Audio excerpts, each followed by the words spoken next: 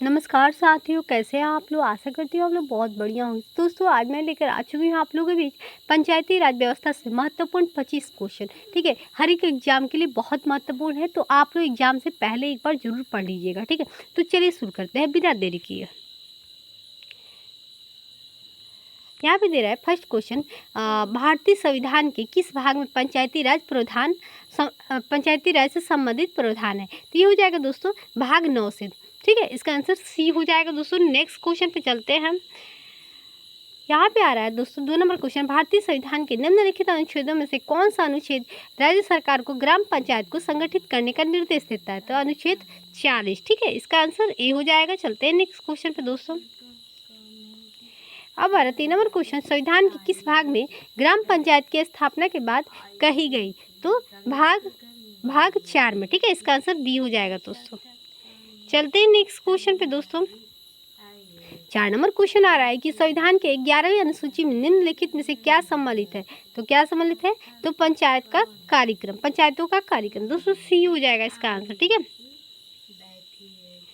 अब आ रहा है कि पंचायती राज प्रदान करता है। तो क्या करता है। तो स्थानीय स्तर पर लोकतांत्रिक प्रशासन करता है। दोस्तों इसका आंसर डी हो जाएगा। ठीक है,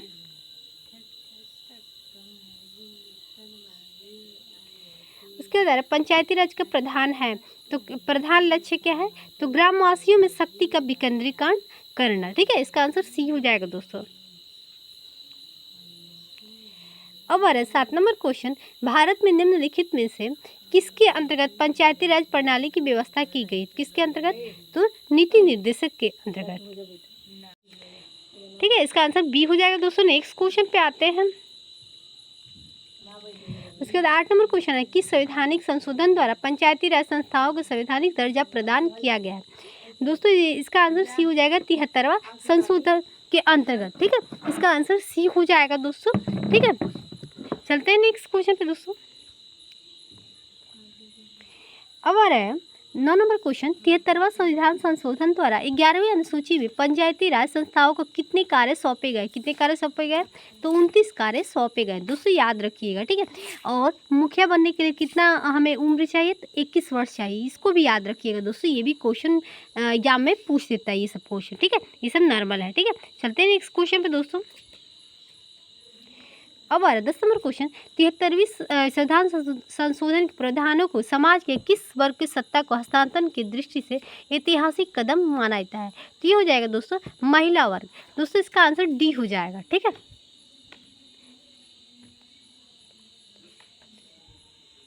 अब आ रहा है 11 नंबर क्वेश्चन कि 73वें संविधान संशोधन के अनुसार पंचायती राज संस्थाओं के पंचायती राज संस्थाओं में अध्यक्ष के कम से कम कितने पद महिलाओं के लिए आरक्षित है। कितने पद महिलाओं के लिए आरक्षित है। तो 1/3 पद जो है वो महिलाओं के लिए आरक्षित है। दोस्तों इसका आंसर ए हो जाएगा। ठीक है, चलते हैं नेक्स्ट क्वेश्चन पे दोस्तों।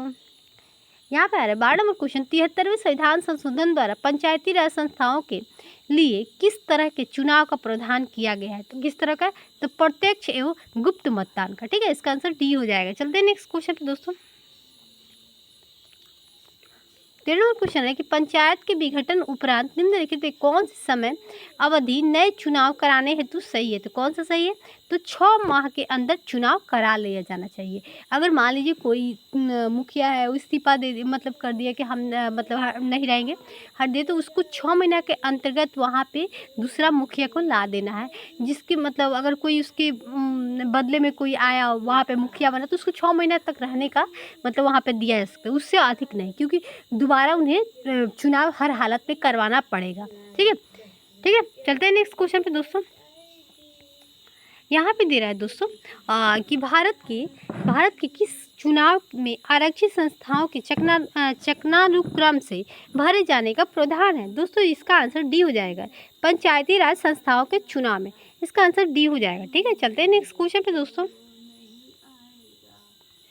अब आ रहा है 15 नंबर क्वेश्चन, 73वें संविधान संशोधन के अनुसार पंचायती राज संस्था के कार्यकाल कितने वर्ष के लिए रखा गया है। तो कितने वर्ष के लिए? तो ये 5 वर्ष के लिए। मान लीजिए कोई मुखिया है तो कितने साल तक अपने पद पे बना रहेगा? तो 5 साल तक बना रहेगा, ठीक है। और मुखिया बनने के लिए या जो भी हो, पंचायती राज का मतलब ये तो कार्यकाल 5 साल का होता है, 21 साल होना चाहिए तभी वो मतलब चुनाव लड़ सकता है ना। अगर 21 साल का नहीं है तो वो नहीं लड़ेगा, ठीक है। चलते हैं नेक्स्ट क्वेश्चन पे दोस्तों। अभी आ रहा है 16वां क्वेश्चन। पंचायती राज संस्थाओं में महिला तथा दुर्बल वर्गों के अधीन प्रतिनिधित्व के समर्थन में कौन था? तो राजीव गांधी थे दोस्तों। इसका आंसर डी हो जाएगा। चलते हैं नेक्स्ट क्वेश्चन पे दोस्तों। अभी आ रहा है 17 नंबर क्वेश्चन। 73वें संविधान संशोधन का अधिनियम किस तिथि से लागू हुआ? किस तिथि से लागू हुआ था? तो 24 अप्रैल 1993 को लागू होता है। इसका आंसर सी हो जाएगा दोस्तों। चलते हैं नेक्स्ट क्वेश्चन पे दोस्तों। यहाँ 18 नंबर क्वेश्चन। पंचायत के चुनाव कराने हेतु निर्णय किसके द्वारा लिया जाता है? किसके द्वारा लिया जाता है? तो राज्य सरकार द्वारा लिया जाता है, ठीक है। इसका आंसर सी हो जाएगा दोस्तों।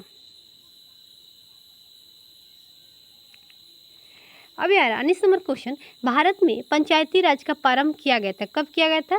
तो 1959 में किया गया था, ठीक है। इसका आंसर डी हो जाएगा दोस्तों। चलते हैं नेक्स्ट क्वेश्चन पे। अब आ रहा है 20 नंबर क्वेश्चन। पंचायती राज प्रथम परिवर्तित किया गया है। कहाँ पे किया गया है? तो राजस्थान में किया गया था, ठीक है। अब आ रहा है यहाँ पे 21 नंबर क्वेश्चन। स्थानीय ग्रामीण शासन के रूप में पंचायती राज प्रणाली सर्वप्रथम अपनाई गई थी।